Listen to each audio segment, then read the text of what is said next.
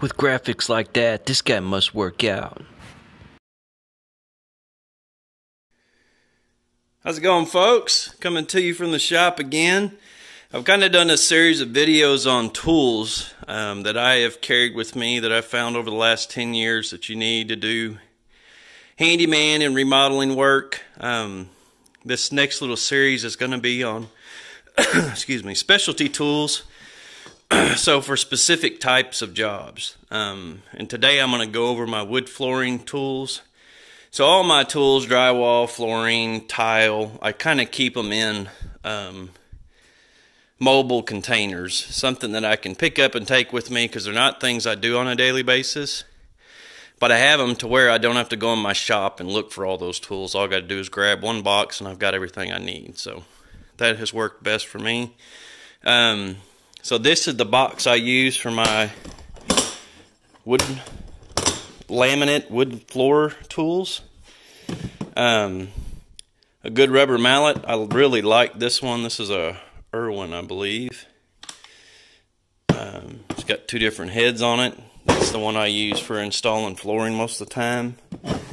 You can get several versions of this. There's some kits. That is a tool you use to hold on the side of the flooring and knock it in. I don't use these a whole lot, and I'll kind of show you what I do use, but I always have one or two of them in my box just in case I need them. Let's see. Pull bar. This is a heavy duty pull bar. They make a little starter kit at Lowe's and Home Depot. It's a little box that has a puller bar, has a really small version of this along with a real cheap plastic hammer. I've got a couple versions of that, and you can see if you really get to hammering on it, that metal bends pretty easy. And this has installed a ton of floors. But that's the other reason I got this bigger heavy duty one. Another rubber mallet, keep that with me. Also in here, keep some floor glue. You'll need this around real particular cuts, especially around doorways, getting towards the end of where you're laying flooring. You can cut the groove out of the floor, out of the locking mechanism of the floor. Put this glue in there and it allows you to snap the floor together without having to angle the flooring up and lock it in. So I would definitely have a tube of glue, specifically for wood flooring. I also carry a couple chisels in here. There's some coloring for wood flooring.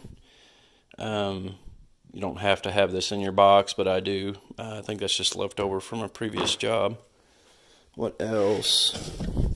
Here's a little kit I was telling you about. So it doesn't come with a hammer, but they make a lot of these. You can get these at Lowe's or Home Depot.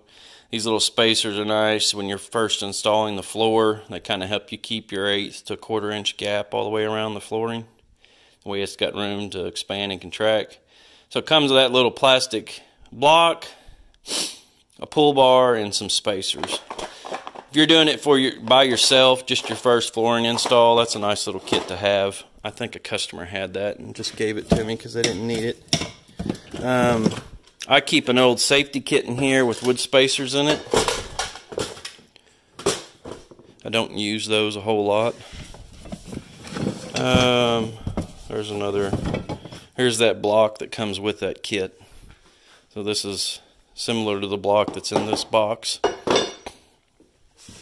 And then what I use more than those blocks are actually a piece of flooring. So when I'm installing the floor, depending on how it's laying or how it's being laid, I will cut a piece of the flooring, and instead of using one of these, I will actually lock this in to the flooring and then use my pull bars or whatever to beat on this. The thing I've found over the years is when you lay this down and start hammering on this, you end up messing up the groove that you need to lock the next piece of flooring into. So if you're laying it like this, of course this is a thicker floor, if you're laying it like this and you start hammering on this right here, you're liable to start breaking this off and then you have a hard time locking your next piece of flooring in. So I keep these with me, but I don't hardly ever use them. Like I said, what I've found works best is to cut a piece of flooring and use it, even when you're driving in at the ends. So if this is the piece of flooring, I would take another cut piece, lock it in here, and then beat on that piece to drive it in. So I keep some scraps of the floor, of different floors in here that I've installed over the years, but that's what I found that works best for me, is using those style of just using the wood flooring that you're installing as your method of pushing it in. There's another heavy duty bar, pull rod, or yeah, pull bar, and then this is another block. So like I said, I don't use these. They're really the only reason they're in my box is because they've been there forever. So the other stuff is just junk down in here, just different types of wood flooring. You keep a, I think it's a carpet knife. Keep a hook knife in here as well.